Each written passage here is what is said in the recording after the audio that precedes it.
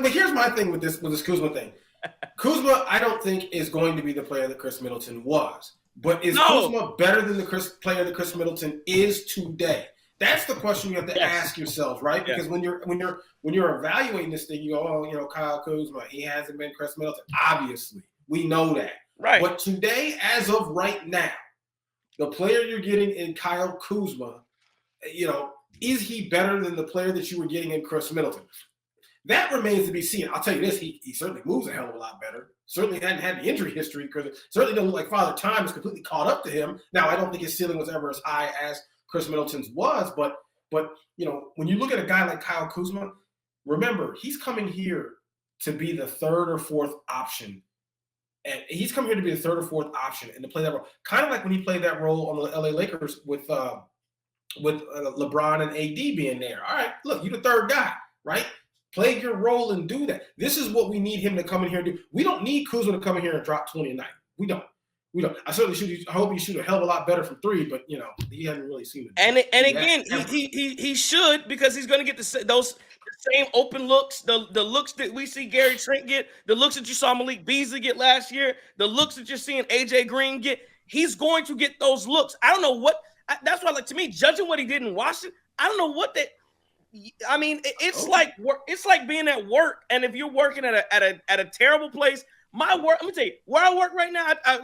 I worked at Domino's. I didn't care what the hell went on at Domino's. It did not. My work ethic was terrible. I tell you, man. I remember they tried to get me to come in. Listen, I'm working at Domino's. Super Bowl Sunday. They tried to get me to come in because again, pizza. I mean, everybody's getting pizza on the Super Bowl Sunday. I said, hey, I don't work Sundays. You knew what it was when I came in. But it's a Super Bowl. Hey, all hands on deck, Trey. I don't work Sundays. Hey, okay, well, bet. That's fine.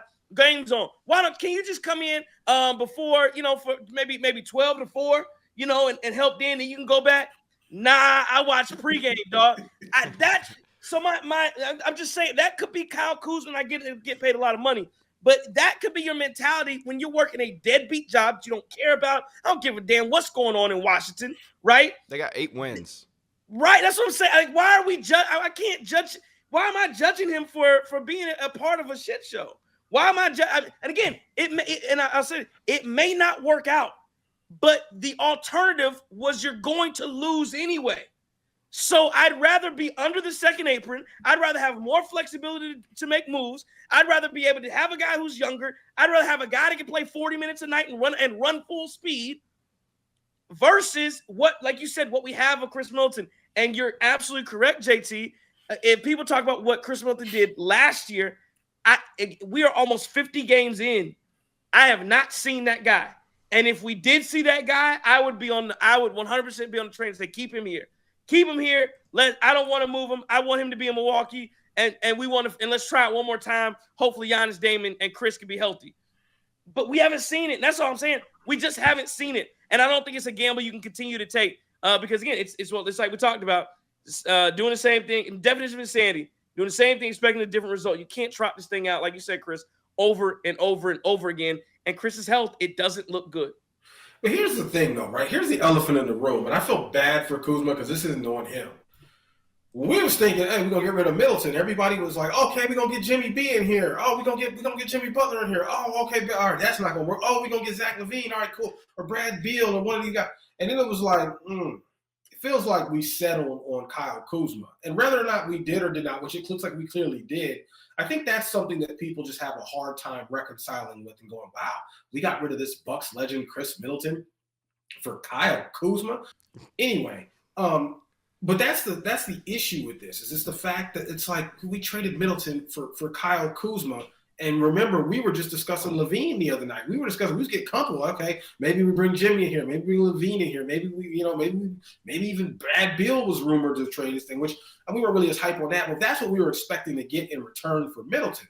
So when you do bring in Kyle Kuzma, it's kind of like, a whole lot of people doing their Googles, trying to get into it and trying to make themselves comfortable with it. So I'll give Bucks fans that grace right now because they're trying to figure this thing out. Like, they really don't know how to feel about Middleton for Kyle Kuzma. Whereas I think some Bucks fans did come to grips with the fact that Middleton's got to go because he can't really move like that. Yeah, I think that's kind of been my sentiment is like, listen, you can kind of talk yourself into Kyle Kuzma just as you could have talked yourself into Brad Beal. Like at some point the Bucks needed to just be done with this toxic relationship. It's like having a girlfriend that's abusive and you keep going back to her. You know, it's like no reason to keep doing it. So yeah, man, I think when it comes to Kyle Kuzma, the most exciting part about it for me is that it injects some new life into this Bucks team.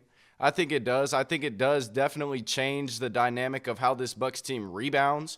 I think it changes a little bit of the defensive schemes. I think offensively, you're not asking him to do as much as he was doing or maybe forced to do in Washington. Right? Like he's not going to be the guy who's dribbling the ball up the court maybe ever for the Bucks anymore. So there's that. I mean, him as a third option and on a championship contending team, Giannis and Dame may bring the best out in this guy.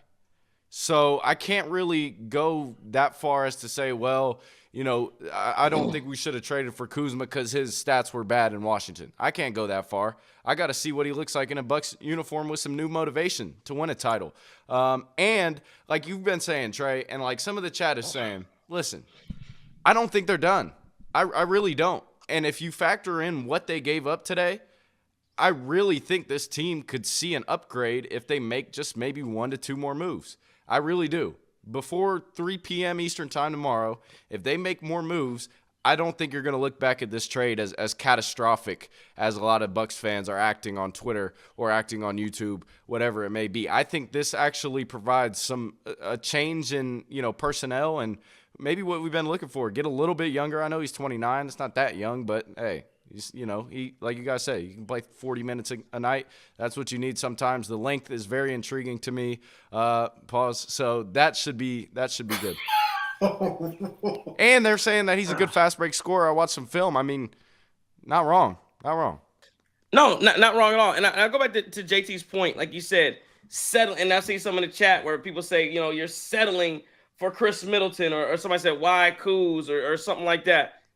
Because that's what the market dictated. We talked about Jimmy Butler. We talked about Zach LaVine. They weren't available. You don't think John Horst tried to get those guys? They weren't available. People looked and said, I can't do nothing with Khris Middleton. That's what I'm saying. The Bucks fans, we as a group collective have over-evaluated Khris Middleton and just believe that, again, because of nostalgia or because of what we think he is, the things you have are always more important than when it goes to somebody else. Think about if you ever had a yard sale, garage sale. Man, I can't let that go for XYZ. Somebody else going, that's worth $5, dog. No, it ain't. No, it's not. We're there. The consumer's going to dictate. The market will dictate what a guy is worth. And the market told you Khris Middleton that's what he's worth. Kyle Kuzma. That's what he's worth. Could be which is crazy to think about. Like and a little more. Which is crazy to think about, right? And some of that, again, is because of what he was getting paid. And look, that's a double in and of itself because we got out from underneath that salary.